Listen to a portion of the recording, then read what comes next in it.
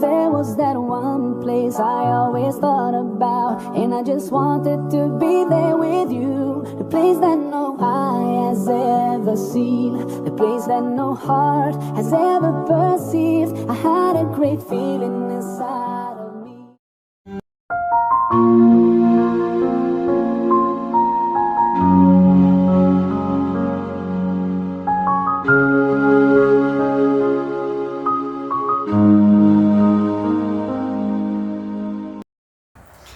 Bismillahirrahmanirrahim.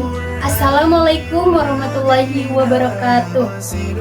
Saya akan mengawali tugas dakwah ini dengan satu pertanyaan yang sering kali diucap dalam Al-Quran yang berbunyi Fabi ayyi ala'i rabbikuma tukadziban, yang berarti bahwa maka nikmat Tuhanmu yang manakah yang kamu dustakan. Ini adalah ayat yang sering diulang sebanyak 31 kali dalam surah Ar-Rahman yang berfungsi sebagai pengingat dan juga tantangan bagi jin dan manusia, bahwasannya untuk menyadari dan juga tidak menyangkali bahwa berbagai nikmat serta anugerah yang tak terhingga yang telah Allah berikan dan Allah limpahkan kepada mereka. Hadiah.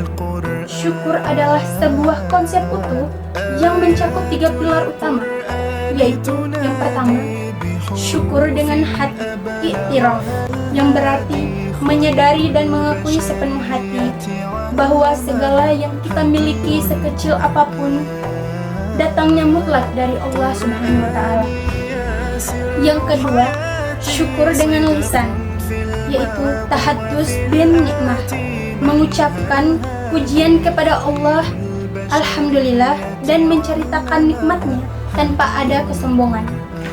Dan yang ketiga, yaitu syukur dengan perbuatan isti'mal, menggunakan nikmat yang diberikan oleh Allah untuk ketaatan kepadanya. Contoh seperti kaki yang sehat digunakan untuk melangkah ke masjid, dan juga mata yang jernih yang digunakan untuk membaca Al-Quran, dan juga akal yang cerdas yang digunakan untuk menuntut ilmu. Mengapa syukur ini begitu penting? Karena syukur adalah janji ilahi.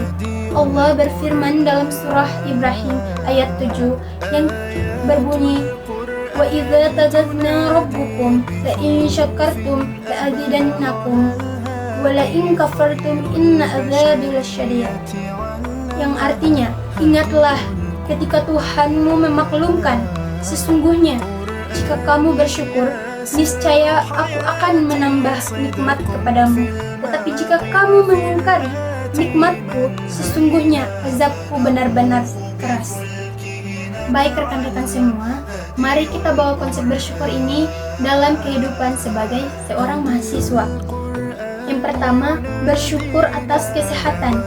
Mengapa? Karena ketika pagi hari kita masih bisa bangun tanpa bantuan alat medis. Bersyukurlah karena di luar sana jutaan orang berjuang untuk hal yang sama. Maka gunakan energi itu sebaik mungkin dengan beribadah dan terus belajar. Dan yang kedua, bersyukur atas ujian ataupun kesulitan. Mengapa? Karena kadang kita mengeluh tugas sulit, nilai yang kurang memuaskan. Sesungguhnya ingatlah, kesulitan itu adalah sebuah vitamin yang dimana menguatkan mental kita. Ujian adalah cara Allah untuk melatih kita agar bisa naik kelas.